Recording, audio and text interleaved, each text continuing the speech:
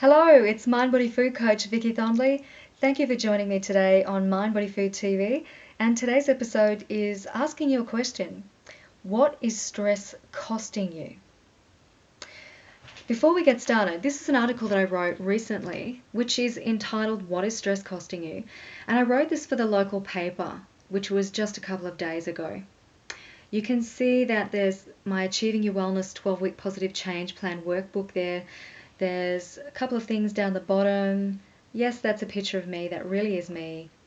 And this article came about because one of the things I really want to educate people on, and what I specifically spend a lot of time teaching and talking about in my courses and classes with my clients, is that stress is a killer. Stress is the number one proxy killer today. The American Medical Association determined that stress is the number one underlying cause of 60% of illness and disease. So that's 60% of all illnesses and diseases are caused by an underlying issue with stress. Now, if you were able to manage your stress better now, if you were able to understand what stress is, how it affects you, and what you can do about it now, then just think you could possibly be preventing yourself serious illness or disease in 5 years' time, 10 years' time, 15 years' time. However long that you like to create a quality life for. It all starts now. It starts today. So first off, what is stress?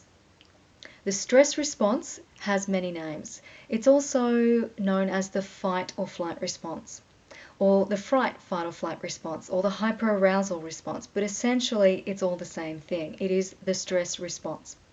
And this term was coined first by Walter Cannon in 1915, and it describes what the body does when it enters into a stressed response, a stressed state. Now, if you think back to hunter-gatherer time, there was a real and also perceived threat of endangering themselves and losing their lives. If the hunter-gatherer did not go and try to kill his food for nourishment, then he would starve to death. But if he wasn't careful and had his wits about him, then his prospective dinner might turn on him and he would become dinner. So it was a real kill or be killed situation. Now, the stress response is an inbuilt protective mechanism, and yes, it's been around since the days of the caveman. It was designed to flip on for about 30 seconds, to give the body a tremendous amount of power and strength by accelerating the heart rate, by pumping the blood throughout the body with a flood of stress hormones, predominantly being adrenaline, noradrenaline from the kidneys, and stress hormone cortisol. So these hormones are immediately released within the body. They pump throughout the body and they give tremendous power and energy to all of the cells within the body to be able to have enough energy and strength and power to stay and defend themselves or to run away and protect yourself. So the stress response it's something that we need. It's something that is inbuilt. It's something that is for our survival, and it's something that is here to protect us. The thing with the stress response is that it acts before it thinks. So the body will act and respond with instigating the stress response before the brain actually has the time to think rationally and logically and consider what is it that we really think or are perceiving is a threat to our life.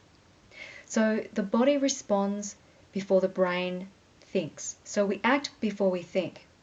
Now, this is a great thing, except for we cannot tell the difference between a real or a perceived threat. So sometimes our stress response is being activated in situations where it's not really necessary. But in our hectic modern daily life, we are experiencing so many instances of the stress response being activated that it is causing us some serious damage within our bodies. Now, the stress response, remember I said it's only supposed to be flicked for about 30 seconds. And then the body is supposed to revert back to a nice, calm, balanced state. Now, this calm, balanced state is an internal it's an internal calm. It's an internal regulatory system known as homeostasis. So when the stress response activates, the body uses up all the energy, or it's supposed to. It protects us, whether it's fighting or fleeing, and then it reverts back to a nice, calm, balanced state. And that is known as the relaxation response. If we're not getting adequate rest and relaxation throughout every day, then our body most likely is operating in a higher arousal state in the stress response. Now, where this comes into a negative territory here is that it's estimated by scientists that every individual experiences, on average, about 50 instances of the stress response being activated in any one day. That's 50 instances at least that the stress response is activating and flooding our bodies with these stress hormones, doing damage as it's constantly triggering for little things that really don't need to be a worry of real or perceived threat to our life. Now, the stress response is the very opposite of the relaxation response. So how do we get more of the relaxation response to help balance it out? Dr. Herbert Benson in the 1970s took a real interest in meditation and was wondering, what is it that's so unique about this practice that so many people are talking so positively about it and receiving all of these benefits? What really are these benefits? So he decided to do a controlled study, and he was very fortunate because he had the use of his Harvard resources, and he did a controlled study, and he determined that the body reverts to a relaxed response when it is in meditation. He actually published a book called The Relaxation Response in 1976, and it was an instant hit. People loved it because they were actually finding, with real concrete evidence, how meditation can act as an antidote to their stressful responses, which is why meditation, through rigorous scientific studies, thousands and thousands of studies, have been done over the years to really scientifically, with evidence-based research, back up and promote the benefits of meditation in modern daily life for reverting from the stress response to promotion of the relaxation response, hence creating inner balance. Now, if you have a look at the stress in your life, it's very easy to say, I'm so stressed. I'm really stressed out. Things are so stressful at the moment.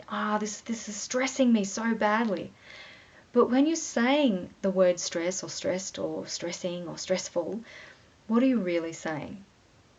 Because if we don't take the time to really consider what is it that we are experiencing in our bodies when we feel stressed, what are we experiencing mentally, emotionally, physically, spiritually when we feel stressed, then we're not acknowledging what stress is actually doing to our bodies or how it is affecting us. So then we can start to look at different strategies on how we can reduce those responses, how we can reduce the severity of those responses, and certainly how we can eliminate the types of stressors in our lives that we really don't need to have there. So have a look at your stress. What is it costing you? When you feel stressed, what does it mean for you? Are you experiencing butterflies in your tummy, an excess of nervous tension? Are you experiencing disturbed sleep patterns, tummy upsets, lack of good quality sleep, migraines, tension headaches, a pain in your back, an ache in your sides? Are you experiencing tension in your shoulders, where a lot of people hold their tension, which pulls down on the back of your skull and can really create tension and nervousness throughout our head, foggy thinking, really not being able to be rational, logical, calm enough to consider how we want to respond to certain people, certain reactions of situations. This is where meditation comes in so handy, because it acts as an antidote to stress.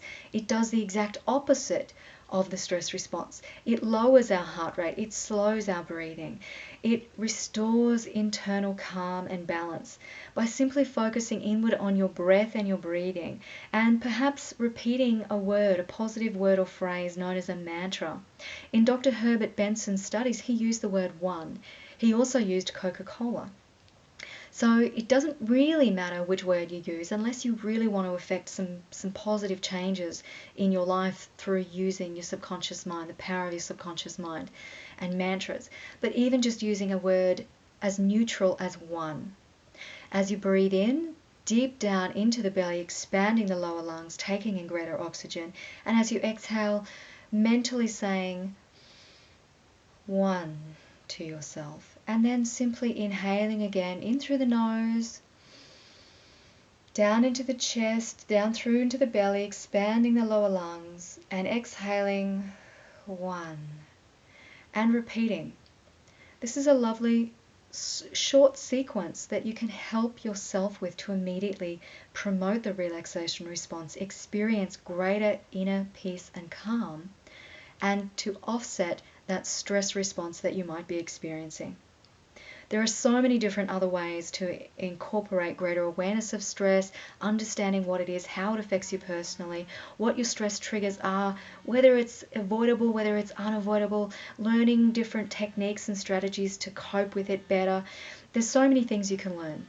But the number one thing that you can do, and you can do right now, is to become aware of your stress and to take an interest in your own health and well-being now so that you can possibly prevent illness and disease down the track.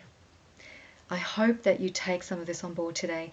If you want to know more about stress, the stress response, how to manage stress better, please visit me at the website mindbodyfood.net. Come to the Facebook page MindBodyFood and have a look at the resources there. Have a look at the information. Email me if you'd like a particular challenge to be looked at, and take an interest in your own health and well-being. Spread the healthy word and encourage others to take an interest in their own health and well-being now as well. Thanks for watching today's episode. Look out for more coming episodes with stress management techniques and ways to create life balance. I look forward to seeing you then. Bye-bye.